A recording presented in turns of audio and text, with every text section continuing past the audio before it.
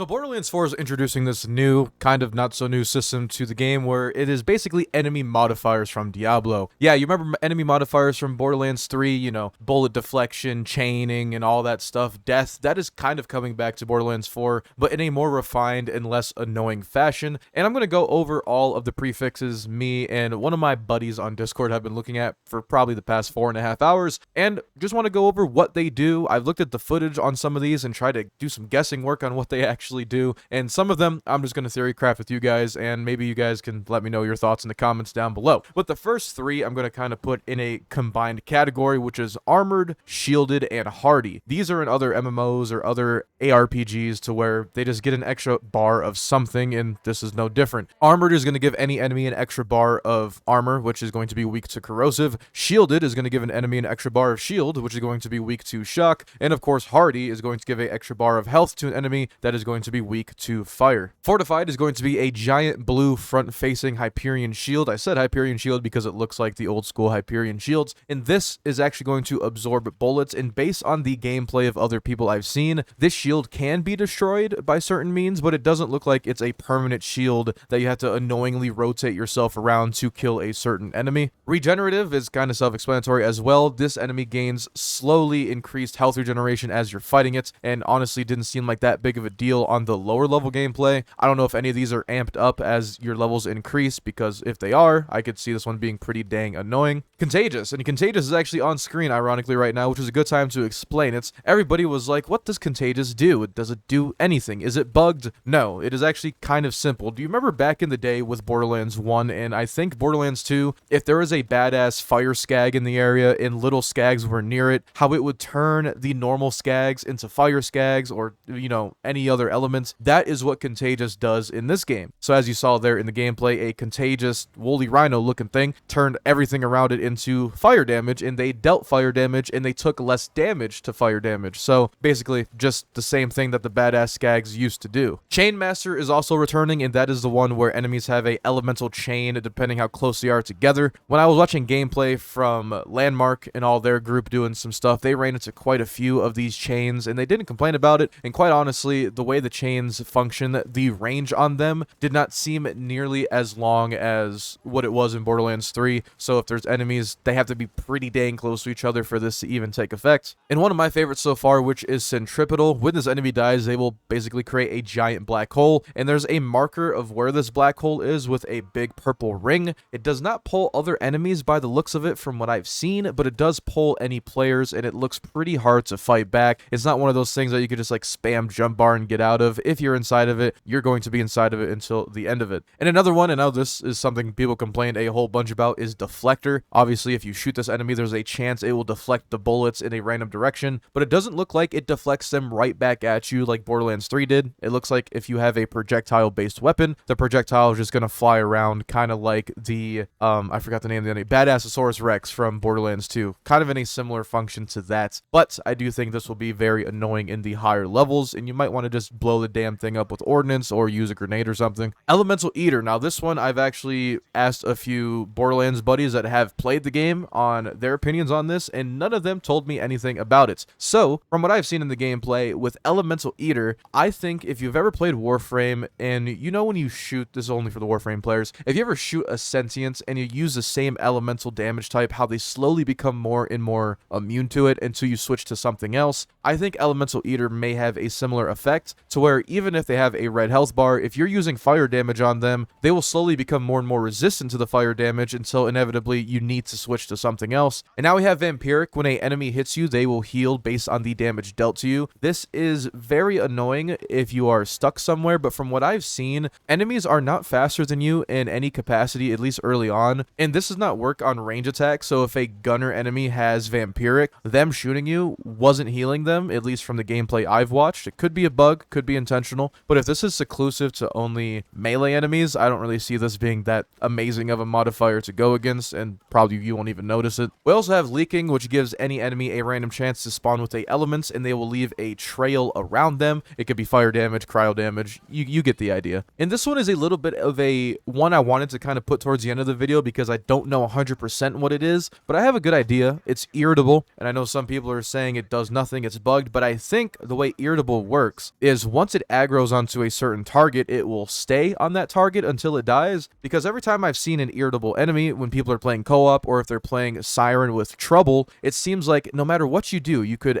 summon something, you could stagger them, you could get your friend up in their face to try to get them off of you. But even if that happened or those events occurred, it seemed like the irritable enemies were staying aggroed to the first thing that aggroed to them, which I could see this being kind of annoying if it's on a badass enemy and you're trying to get your friend up and it's just like puppy guarding your friend. But if you're solo, I mean, this is just something to tell you, hey, prioritize this enemy before you do anything else. Experience basically just means the enemy is going to be a higher level than the area is anticipated it to be. So if you're in an area with a bunch of level 30 enemies, a experienced enemy might be level 34, 35, making them a whole lot harder to kill. Now, my big thing is I wonder if once we hit level cap, or at least the launch release level cap, once we hit level 50, will a experienced enemy be over leveled? I don't know. That seems like something that'll be pretty interesting, and if so, I wonder how hard those enemies will be. Cold Hearts, a cryo explosion on death, but when they are alive, they will have a cryo aura around them, slowing you and dealing damage. Again, not something you're going to notice with ranged enemies, and a lot of these seem like they would be very annoying if a group of melee enemies had a bunch of these modifiers, but then again, we don't know what the endgame content is going to reflect. Maybe we're going to be in close quarters sometimes to where these are going to be piling up on us and causing some issues, but from what I've seen and the way the gameplay functions, it almost seems like bloat into the game that isn't needed because a lot of these don't seem too effective and a lot of them don't work on ranged characters, so hopefully some of them get fine-tuned and some of them actually become more prevalent and annoying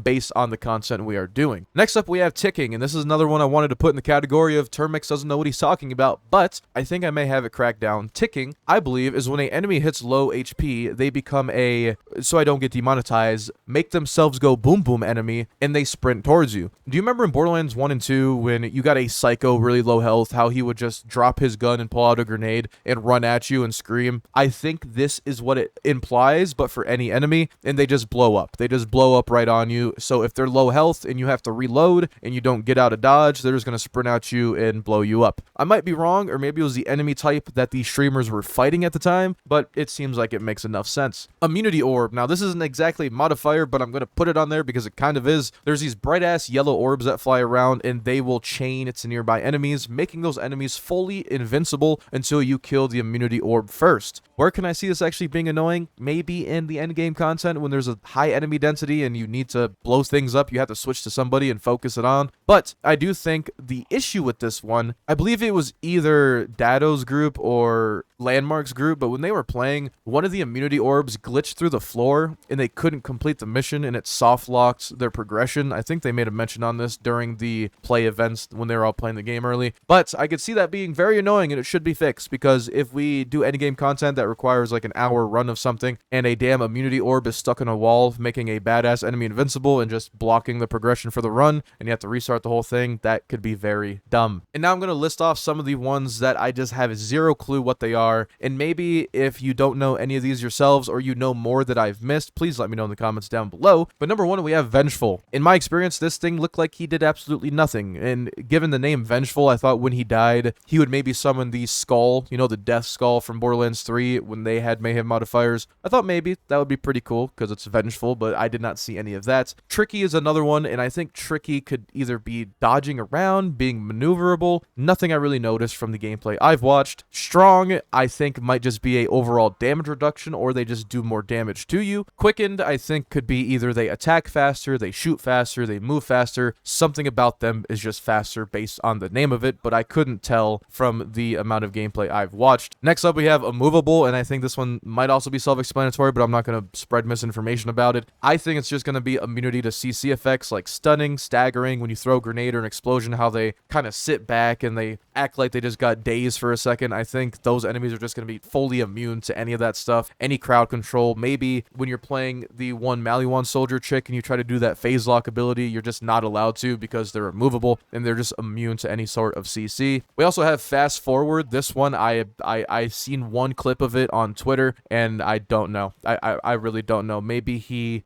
teleports to you. Maybe he dashes behind you. I really don't know. That one is on the top shelf of I have no idea. And the last one I was able to jot down was Chromatic. Now, I think this has something to do with, like I said before, the Maliwan Soldier Girl's abilities and or her elements, because she has this chromatic thing with her phase lock, one of her abilities doing chromatic, you know, all the different colors. And I wonder if that's a certain damage type and or debuff that we don't know about yet and just don't have enough information on, and if that enemy spreads that debuff onto you. Depending on what it is, the more we learn, I think a lot of this will come to fruition. But those are all the Borderlands 4 enemy modifiers I have been able to jumble up from the few hours of gameplay I've watched and just talking to my buddies on what they think. Overall, I think some of these are pretty cool and they're going to make the game a little bit more enjoyable, but the only thing I will say is I hope they're more impactful, because a lot of these, like I said, if it's not on a ranged character, if it's on a melee character, they just have reduced effectiveness and they're not even noticeable to begin with, but they are pretty cool, and I hope they evolve them in a way that makes them more unique and actually difficult, so every run feels different based on the enemy type. You know, when you're playing with your friends and you're like, hey, this guy has Vampiric, this is going to be a pain in the ass, you know, things like that to make the game a little bit more intriguing. But let me know what you think about the enemy modifiers in the comments down below. Are you a big fan of them? Are you not going to notice them? Do you think that they're a good change? And if there's any other ones that I did not mention in today's video, feel free to let me know in the comments. I will pin your comments if you're just a master at this and you know more than I do. But you guys have a terrific day, stay safe, and I'll see you all later.